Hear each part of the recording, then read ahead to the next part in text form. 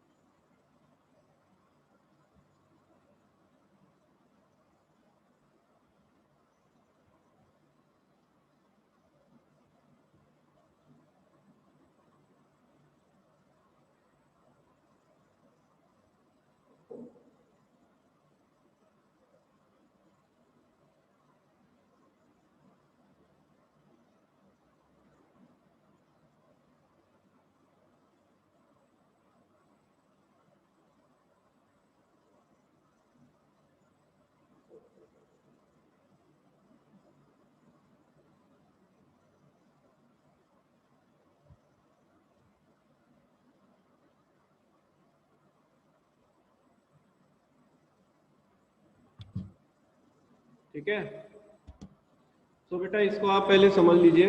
ये ऊपर वाला पोर्शन देखना है आपको पहले, ठीक है। सो देखो, एक प्रोटॉन है, ये रेस्ट पर है, तो रेस्ट अवस्था में जो है इसका जो मास है वो रेस्ट मास है m0।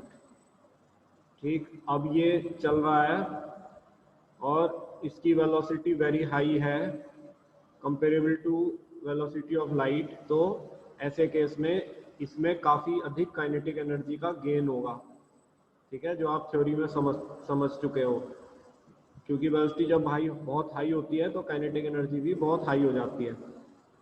तो ये जो काइनेटिक एनर्जी गेन हुई है उसके कारण इसके मास में गेन होगा, ठीक है। सो जो इसका मास होगा वो यहाँ पर जो फाइनल मास होगा इसका, उसे रिलेटिविस्टिक मास कहते हैं।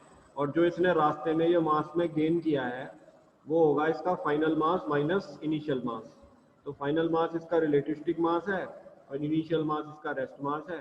तो ये मास गेन हो गया delta m is equal to m minus m0, ठीक है। तो काइनेटिक एनर्जी जो हमें निकालनी है, जो इसने गेन करी है मोशन में, वो हो जाएगी delta K equal to m minus m0 c square. Now question में हमसे मास गेन पूछा है, तो मास गेन हो जाएगा delta K upon c square, ठीक है। ये आप नोट कर लीजिए, ये इस तरीके से होगा। फॉर्मूला यूज्ड है gain in mass is equal to delta m equal to delta K upon c square. तो डेल्टा के है gain in relativistic kinetic energy during motion, c है वेलोसिटी ऑफ लाइट।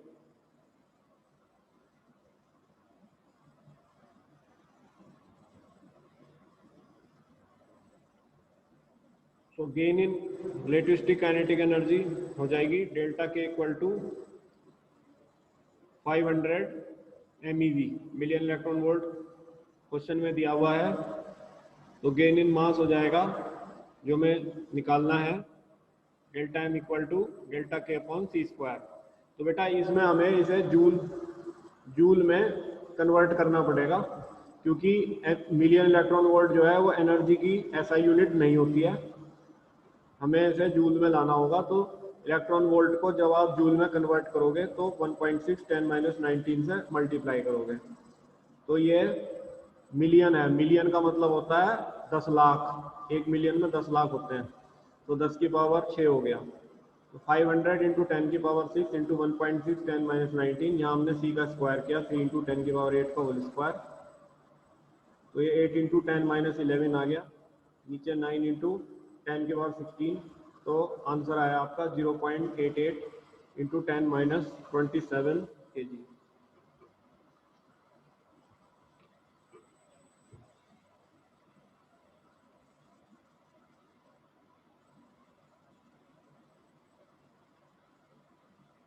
न्यूमेरिकल नहीं करने क्या आप लोगों को? सिर्फ 2 ही बच्चों ने ज्वाइन किया है। ये तो सबसे स्कोरिंग होते हैं। अब बताओ, मैं थ्योरी। सर जो सर मेरे नेट की वजह से मैं ज्वाइन नहीं हो पाया। अगर आपने जो न्यूमेरिकल कराया है ना वो सेंड कर दियो, तो ठीक है, बता दियो। मैं नेट की वजह से बहुत कोशिश कर रहा था, हो नहीं पा रहा था ज्वाइन। अब चलो हुआ ठीक बहुत है। सारा टाइम चलो हो ठीक गया। है, मैं इसको एक बार सारे न्यूमेरिकल जब यूनिट 1 के खत्म हो जाएंगे तो इनको मैं एक साथ भेजूंगा जी फिर। बता देना सर जी, एक बार बता भी दियो क्योंकि पता नहीं चलता न्यूमेरिकल के बारे में। न्यूमेरिकल न्यूमेरिकल बेटा सुनो, इंपॉर्टेंट है बहुत। न्यूमेरिकल हमेशा आपका, एक तो जो प्रैक्टिकल है वो प्रैक्टिकल नहीं होगा। ट्यूसडे में जो कल कराया था वो न्यूमेरिकल के लिए रहेगा पूरा, ठीक। और एक जो है आज का दिन रहेगा वेडनेसडे का न्यूमेरिकल के लिए। तो आप ये मान लीजिए कि वेडनेसडे में 3 से 4 न्यूमेरिकल होगा, और उसमें ट्यूसडे में भी 3 से 4 दोपहर न्यूमेरिकल होगा, ठीक है। क्योंकि जो हमारे पास 3 लेक्चर वेडनेसडे थर्सडे फ्राइडे में दिए गए हैं उसमें हम थ्योरी ही कर सकते हैं, क्योंकि थ्योरी बहुत ज्यादा है फिजिक्स में, ठीक है। तो आप इसको चलो। सर ऐसे आपको कभी टाइम मिले तो न्यूमेरिकल एक बार रिपीट कर देना, ओके तो ओके, नहीं बता ठीक है। सकता। ये समझ में आ गया? जो लोग लेट आए हैं, मैंने अभी करा जी था। अभी तो पता नहीं, अभी आया हूँ मैं तो। ये इस तरीके से होना है। देखो, ये प्रोटॉन है, प्रोटॉन रेस्ट पर है, तो रेस्ट पर इसका रेस्ट मास m0 है। अब जब ये चला वेरी हाई वेलोसिटी से, जो कि कंपेरेबल टू लाइट है, तो इस हाई गति में इसकी काइनेटिक एनर्जी बहुत ज़्यादा बढ़ गई। तो अब हम इसे नेग्लेक्ट नहीं कर सकते। तो काइनेटिक एनर्जी सपोज इसने डेल्टा के गेन करी, इस काइनेटिक एनर्जी के गेन करने से इसके मास में, इसे मास गेन हुआ इसका, ठीक है। तो मास गेन होगा इसका, जो अब यहाँ पे मास है वो इसका रिलेटिविस्टिक मास है, फाइनल मास। और जो इसका इनिशियल मास था वो है रेस्ट मास। तो इसने जो ओवरऑल गेन किया जर्नी में वो किया delta m equal to m minus M naught, ठीक है। तो डेल्टा के जो है वो आपका आ जाएगा m minus M naught C square, ठीक है। तो यहाँ से आप मास गेन निकाल सकते हो, m माइनस एम नॉट जो है delta K upon c square. तो उसी को मैं इस न्यूमेरिकल में कर रहा हूँ उसी तरह से। मैंने जो है इसमें केवल एक बात का हमें ध्यान रखना है कि ये जो यूनिट क्वेश्चन में दी हुई थी ये मिलियन इलेक्ट्रॉन वोल्ट में दी हुई थी, और इसे हमें जूल्स में चेंज करना होगा। तो जूल्स के लिए हमने इसे 1.6 इंटू 10⁻19 से मल्टीप्लाई किया है एनर्जी को। तो इसे मिलियन का मतलब 10 लाख होता है, तो 10 की पावर 6 से गुणा किया, ठीक है। ये डेल्टा के हो गया। नीचे सी है, सी 3 इंटू 10 की पावर 8 का उसका स्क्वायर हुआ, 9 इंटू 10 16 आया। तो जब सॉल्व किया फाइनल तो ये आया 0.88 इंटू 10 की पावर -27 kg, ठीक है। अब मैं अगला क्वेश्चन आपको बताता हूँ, इसे नोट कर लीजिए।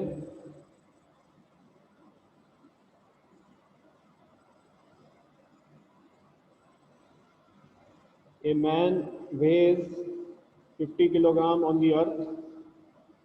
When he is in rocket ship in flight, his mass is 50.5 kg as observed by an observer on earth.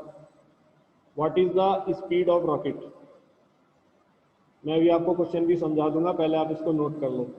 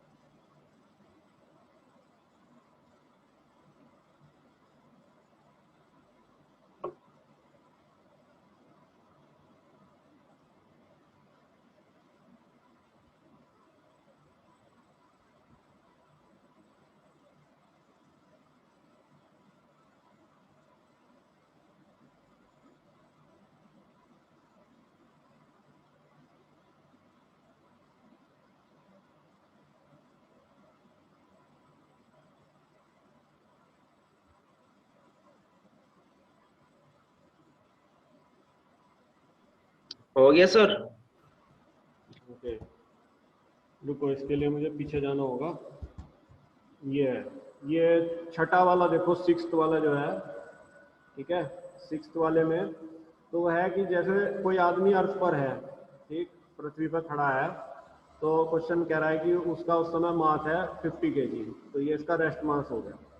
यही आदमी जो है जब रॉकेट में, स्पेस रॉकेट में है, ठीक है, और रॉकेट वेरी हाई वेलोसिटी से चल रहा है comparable to velocity of light, तो जो ऑब्जर्वर पृथ्वी पर रह गया, देख पृथ्वी पर स्थिर रह गया, उसके लिए इस ऑब्जर्वर, इस मैन का मास जो है वो बढ़ेगा, ठीक है, क्योंकि ये इस वेरी हाई वेलोसिटी से मूव कर रहा है, तो इसलिए मास गेन इसमें इसका हो गया 50.5 kg हो गया, जो क्वेश्चन में दिया है अब उस ऑब्जर्वर के लिए जो पृथ्वी पर है, ठीक है। सो जो पृथ्वी पर है तब जब ये रेस्ट पर था तब उसका 50 था। स्पीड की वजह से हुआ सर ये।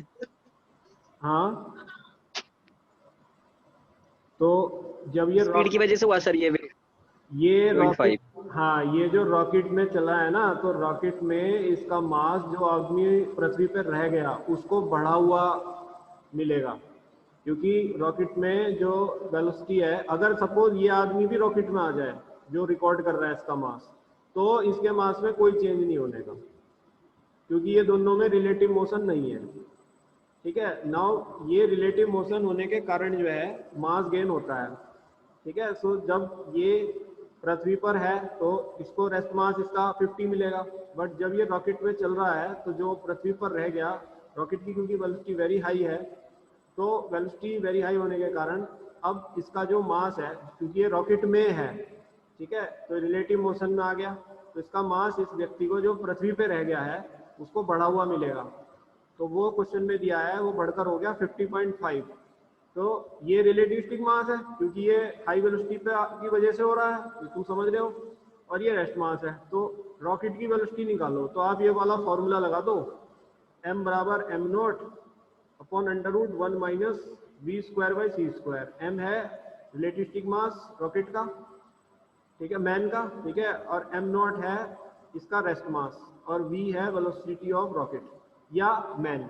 रॉकेट या मैन एक ही बात है क्योंकि मैन रॉकेट में है, तो जो वेलोसिटी रॉकेट की है वही वेलोसिटी मैन की मानी जाएगी, ठीक है। सो इसमें आप लगाओ तो आपका ये इस तरीके से बनेगा, ये सॉल्यूशन है इसका। इसमें जो फॉर्मूला हमने लगाया है v निकालने के लिए, वो लगाया है m equal to M naught upon under root 1 minus V square by C square, जहाँ m है relativistic mass of man in rocket और m नॉट है रेस्ट मास ऑफ मैन। तो rest mass of man question में दिया था 50 kg, और relativistic mass of man question में दिया है 50.5 kg। तो वेलोसिटी ऑफ रॉकेट निकालनी है, तो m बराबर m naught upon under root 1 minus V square by C square हमने किया, m की जगह 50.5 रखा, m नॉट की जगह 50 रखा, ठीक है। हमने कैलकुलेशन करी, ये अंडर रूट इधर आ गया क्रॉस मल्टीप्लाई में, 50 के नीचे 50.5 आ गया, दोनों तरफ स्क्वायरिंग कर दी, v square upon c square equal to 1 minus 50 upon 50.5 का होल स्क्वायर। तो जब हम इसको पूरे को सॉल्व करेंगे तो हमें वेलोसिटी मिलेगी 0.1403 सी। आप सी की वैल्यू चाहे ना भी रखो, 3 इंटू 10 के पावर 8 ना भी रखो, अगर इसी फॉर्म में भी यूनिवर्सिटी में दे देते हैं तो वो ठीक माना जाएगा, रखना चाहो रख भी सकते हो। तो ये रॉकेट की वेलोसिटी है, तो ये सिंपल है, ठीक है। मास जो है हाई वेलोसिटी पर रिलेटिविस्टिक हो जाता है, आपको सिंपल फॉर्मूला लगाकर वेलोसिटी निकालनी थी।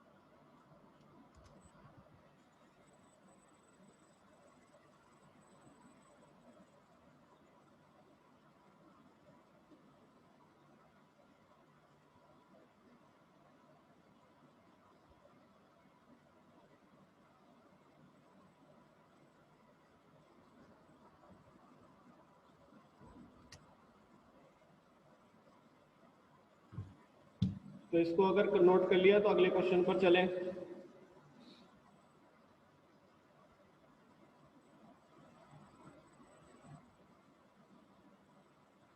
ठीक है, तो मैन का मास क्यों बढ़ा हुआ है? क्योंकि सर वो, ये अगला क्वेश्चन बताइए। हाँ, क्योंकि वो रॉकेट में है।